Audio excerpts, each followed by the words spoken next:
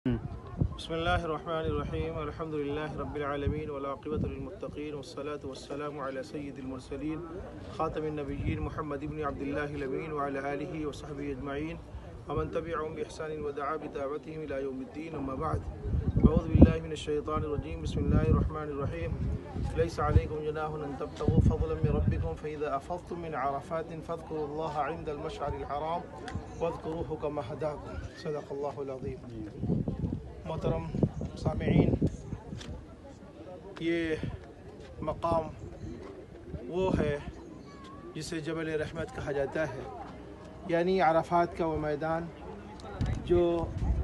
حج کا ایک اہم رکن ہے. وقوف عرفہ، عرفات کے میدان میں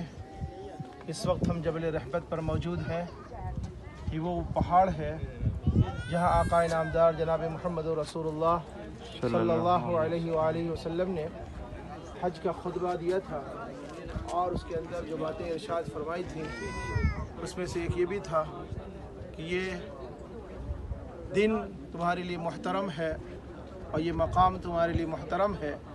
ویسے ہی ہے، اسی طریقے سے لوگوں کی جانیں، ان کی عزت و آبرو بھی محترم ہے. اور حج کا اہم رکن وقوف عرفہ ہے، یعنی حجاج کرام اگر کسی وقت بھی یہاں پر آ کر ٹھہر جاتے ہیں اور وقوف کر لیتے ہیں تو حج کا اہم رکن ادا ہو جاتا ہے، وہ حج ہو جاتا ہے. ایک منٹ. اور شکرا. اللہ تعالیٰ نے فرمایا فَإِذَا أَفَضْتُم مِّنْ عَرَفَاتٍ فَاذْكُرُوا اللَّهَ عِندَ الْمَشْعَرِ الْحَرَامِ. جب تم عرفات سے کوچ کرو تو مشعر حرام پر بھی اللہ کو یاد کرو اور اللہ کی بڑائی اور بزرگی بیان کرو. اللہ کے نبی جناب رسول اللہ صلی اللہ علیہ وسلم نے حج کا خطبہ یہاں پر دیا، اور یہیں پر آپ صلی اللہ علیہ وسلم نے اپنی قصوہ اونٹنی پر حج کا خطبہ ارشاد فرمایا، اور اس کے اندر احکام بیان کیے گئے. پھر ظہر اور عصر کی نماز ایک ساتھ ادا کی. ظہر کی اذان ہوئی اور پھر تکبیر کہی گئی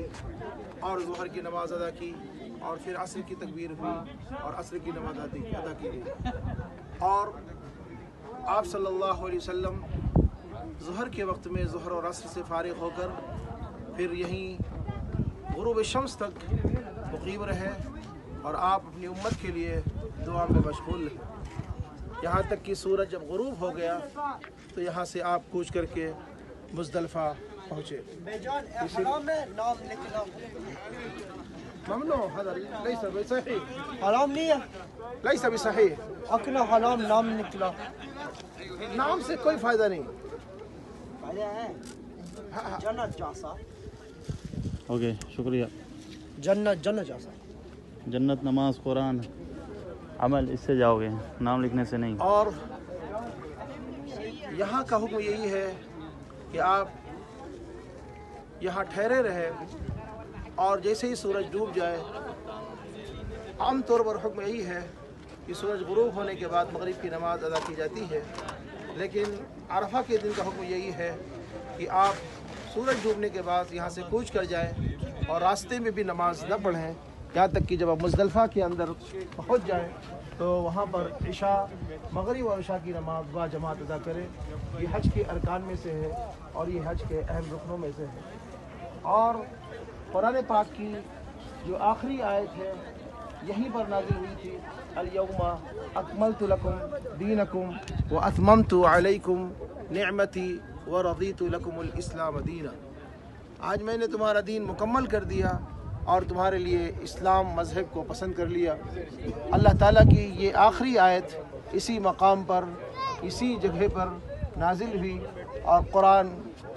یہیں پر مکمل ہوا. آج الحمدللہ ہم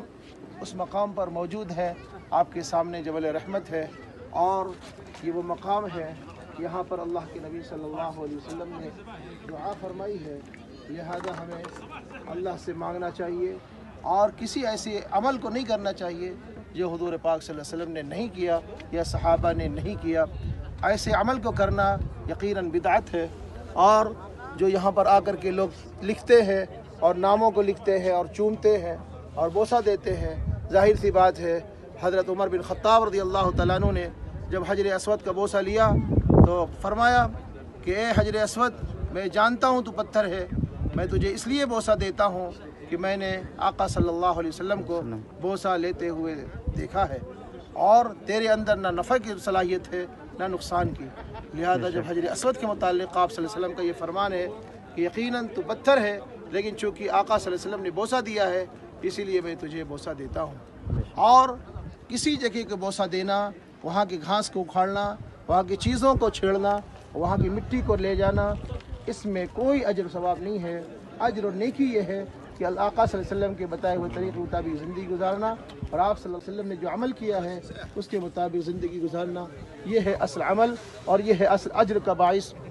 باقی جتنی اعمال ہیں اس میں کوئی اجر نہیں ہے، بلکہ ہو سکتا ہے اس پر پکڑ آ جائے اور اس پر گرفت آ جائے، کیونکہ اگر آپ نے ایسی چیزوں کو کیا ہے جو شریعت سے ثابت نہیں ہے، جو قرآن سے ثابت نہیں ہے، جس کا ذکر حدیث میں نہیں ہے، تو اللہ کے نبی نے فرمایا ما لیس منہ فہو رد، جس کا تعلق آقا صلی اللہ علیہ وسلم سے نہیں ہے تو اس کو رد کر دیا جائے گا، اس کا کوئی اجر نہیں ملے گا۔ اللہ تعالی ہم سب کو ایک سنت پر عمل کرنے کی توفیق نصیب فرمائے، رسم و رواج سے، خرافات سے اور ایسے جاہلی چیزوں سے اللہ ہم سب کی حفاظت فرمائے، اور توحید و سنت کو اپنانے کی اللہ تعالی ہم سب کو توفیق نصیب فرمائے۔ وآخر دعوانا ان الحمد للہ رب العالمین، سبحان اللہ وبحمدہ، سبحانک اللہم وبحمدک، ونشہد ان لا الہ الا انت، ونستغفرک ونتوب الیک۔ سبحان ربك رب العزة عما يصفون وسلام على المرسلين والحمد لله رب العالمين۔ اللهم صل على سيدنا وحبيبنا ومولانا محمد وبارك وسلم كما تحب وترضى عدد ما تحب وترضى۔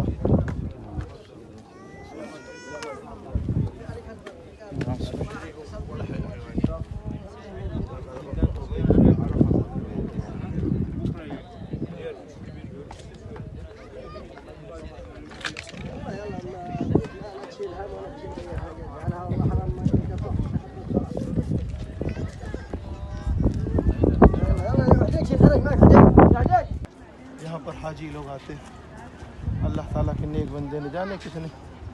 یہاں یہ دنیا کے لوگ آتے ہیں، نیک بندوں کے طفیل اللہ ہم سب کو قبول کر لے، یہاں آنے کو ہم سب کی مغفرت کا ذریعہ بنا دے۔ ہو سکتا ہے یہ جگہ ایسی ہو یہاں صلی اللہ علیہ وسلم کی اٹھنی بیٹھی ہو قصوہ، اس لیے گھیر رکھا ہے اس کو، کچھ لکھا نہیں، کوئی بورڈ لگا نہیں، کچھ لگا نہیں ہے، کچھ گھیر رکھا ہے، لیکن ہے پرانی، ہے پرانی چیز ہے، کیونکہ پتھر کی بنی ہوئی ہے، دیکھیے پتھر ہے اس کے اندر ہے، یہ دیکھیے پورا پتھر ہے، ایسا کوئی اس کا جہاں کچھ ہو گھیر رکھا ہے۔ وہاں پر اللہ کے نبی نے دعا کی تھی، اور آپ صلی اللہ علیہ وسلم تھے، چادر گر گئی ہے، وہ ہاتھ اٹھا، دیکھیے پرانی بناوٹ، بہت پرانی بناوٹ، ہاں پرانی بتائی نہیں ہے کچھ، اس کو بس کلر کیا ہوا ہے، لیکن جو پتھر وغیرہ ہے، یہاں پر ہو سکتا ہے یہاں اٹھنی بیٹھی ہو، جب رحمت ہے یہاں پر چڑھ کے دعا کیے ہو، اس کا کچھ ہے وہاں ایسا منظر ضرور۔ وہاں پہ حمام ہے، صلاح نہیں بسم اللہ الرحمن الرحیم۔ یہ مسجد نمیرہ ہے جہاں پر حج کا خطبہ ہوتا ہے، الحمدللہ وہاں موجود ہے، اور اللہ تعالیٰ نے یہ وہ مقام ہے جہاں اللہ کے نبی صلی اللہ علیہ وسلم نے حج کا خطبہ دیا تھا، اسی لیے ہر سال حجاج کرام اسی مسجد میں آ کر کے ظہر اور عصر کی نماز ظہر کے وقت میں یہاں ادا کرتے ہیں، اور اس سے پہلے وہی خطبہ جو حجۃ الوداع کے نام سے جانا جاتا ہے، جیسا کہ اللہ کے نبی صلی اللہ علیہ وسلم نے حج کے موقع پر خطبہ دیا تھا، وہی خطبہ ہر سال 9 ذی الحجہ کو عرفات میں خطبہ دیا جاتا ہے، اور وہ حج کا خطبہ کہلاتا ہے، اور اس کے بعد اذان ہوتی ہے اور پھر تکبیر ہوتی ہے، ظہر کی نماز ادا کی جاتی ہے، اور پھر اس کے بعد تکبیر عصر کی ہوتی ہے، عصر کی نماز ادا کی جاتی ہے۔ اللہ کا شکر ہے، اللہ تعالیٰ نے آج ہم کو مسجد نمیرہ میں پہنچا دیا ہے، اور یہ متبرک مقام ہے اور یہ وہ ایسی جگہ ہے جہاں پر اللہ کے نیک بندے، اولیاء اور انبیاء آئے ہوئے ہیں۔ اللہ تعالیٰ ہم سب کے آنے کو قبول فرمائے اور بار بار حاضری کی توفیق نصیب فرمائے، اور حج بیت اللہ کی بھی توفیق اور سعادت نصیب فرمائے، اور اللہ تعالیٰ جملہ مومنین و مومنات کو، اور جو اب تک نہیں آ سکے ہیں، جن کے دلوں میں حج کی تمنا ہے اور جن کے پاس وسائل نہیں ہے، اللہ تعالیٰ ان کو اپنی غیب سے یہاں تک پہنچنے کی اور یہاں تک ان کے لیے اسباب مہیا فرمائے، اور غیب سے ان کے لیے شکلیں اور اسباب مہیا فرمائے۔ اللہ تعالیٰ ہم سب کی دعا کو قبول فرمائے، اور یہاں پر ہم سب کی حاضری کو بار بار اللہ تعالیٰ توفیق نصیب فرمائے، اور جتنے بھی مسلمان ہیں جو یہاں پر پہنچنا چاہتے ہیں، اللہ تعالیٰ غیب سے شکلیں مہیا فرمائے اور اس کے اسباب مہیا فرمائے اور اپنی غیبی مدد فرمائے، اور اللہ تعالیٰ اپنے اس گھر میں آنے کی اور یہاں پر آ کر کے دوگانہ ادا کرنے کی اور ان مقامات مقدسہ کی زیارت اللہ تعالیٰ نصیب فرمائے، اور ایسے مقامات جن کا تذکرہ قرآن پاک میں بھی ہے، فَإِذَا فَصْتُ مِنْ عَرَفَاتٍ فَاذْكُرُوا اللَّهَ عِنْدَ الْمَشْعَرِ الْحَرَامِ، یہیں مزدلفہ بھی ہے، یہیں مینا بھی ہے، یہیں عرفات بھی ہے، یہی وہ مقام ہے جو مقدس مقامات کہلاتے ہیں، جو حج کے ارکان ہیں سب مکے ہی میں ہیں۔ اللہ کا شکر ہے، اللہ تعالیٰ نے تمام جگہوں کی زیارت کرا دی ہے، بس اللہ قبول بھی فرما لے۔ اللہ تعالیٰ ہم سب کے لیے ذخیر آخرت بنا دے، اور عزیزم فیصل صلی اللہ علیہ وسلم جنہوں نے بڑی محنت کی ہے، جنہوں نے بڑی قربانی کے ساتھ یہاں تک پہنچایا ہے، اللہ تعالیٰ ان کو بھی خوب ترقیوں سے نوازے اور ایمان پر ثابت قدم فرمائے، توحید و سنت کو اپنانے کی توفیق نصیب فرمائے، اللہ تعالیٰ ان کی عمروں میں برکت نصیب فرمائے، اور ان کے والدین کے لیے اور ان کے والد صاحب جو کہ ابھی جلدی ہی انتقال ہوا ہے، اللہ تعالیٰ ان کی مغفرت فرمائے، ان کے درجات بلند فرمائے، انہیں جنت الفردوس نصیب فرمائے، چونکہ وہ ہمارے بڑے مخلص ساتھیوں میں سے تھے اور بہت ہی اکرام کرتے تھے، اور ان کے اندر ضیافت کا اور اکرام کا جو جذبہ تھا، اللہ تعالیٰ نے وہ جذبہ قبول فرمایا ہے، اور اس جذبے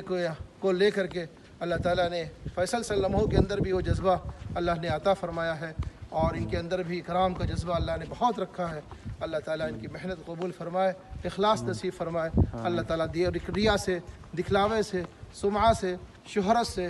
اور ہر قسم کے نفسانی خواہشات سے اللہ حفاظت فرمائے، خلوص الہیت نصیب فرمائے، اور ان کے والدین کو اس کا بہترین صلہ عطا فرمائے، اور ہمارے امیر الدین بھائی کی مغفرت فرمائے، ان کے درجات بلند فرمائے، انہیں جنت الفردوس نصیب فرمائے۔ یقیناً یہ مقامات مقدسہ ہیں، اور یہاں پر انبیاء نے دعا کی ہے، یہ قبولیت کی جگہ ہے۔ اللہ تعالی ہم سب کی دعا کو قبول فرمائے، جتنی مرحومین ہیں اللہ سب کی مغفرت فرمائے، جملہ مومنین مومنات کی مغفرت فرمائے، ان کے درجات بلند فرمائے، انہیں جنت الفردوس نصیب فرمائے، جو بیمار ان کو شفا نصیب فرمائے، صحت عافیت نصیب فرمائے، شفا کاملہ عاجلہ مستمرہ نصیب فرمائے، جو کسی وجہ سے بھی پریشان ہیں، روزی کی لائن سے، کاروباری کی لائن سے، تجارت کی لائن سے، بزنس کی لائن سے، جو بھی پریشان ہیں اللہ تعالیٰ ان کی پریشانیوں کو دور فرمائے اور حلال روزی عطا فرمائے، رزق حلال عطا فرمائے، اللہ تعالیٰ حرام سے ہم سب کی حفاظت فرمائے، ہم سب کے لیے بھی اللہ تعالیٰ کامیابی نصیب فرمائے، اور بار بار ایسے مقامات کی زیارت اور یہاں پر آنے کی توفیق نصیب فرمائے۔ آخر دعوانا الحمدللہ رب العالمین، سبحان اللہ وبحمدہ، سبحانک اللہم وبحمدک، ونشہد ان لا الہ الا انت، ونستغفرک ونتوب الیک، سبحان ربک رب العزت عما یصفون، وسلام علی المرسلین، والحمد للہ رب العالمین۔ اللہم صل وسلم دائما ابدا علی حبیبک خیر الخلق کلہم، اللہم صل علی محمد وعلی آل محمد کما صلیت علی ابراہیم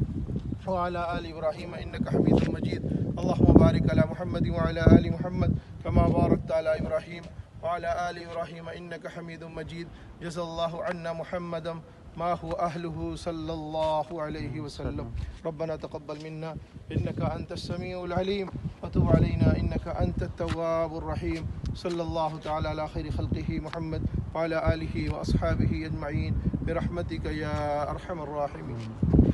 آمين۔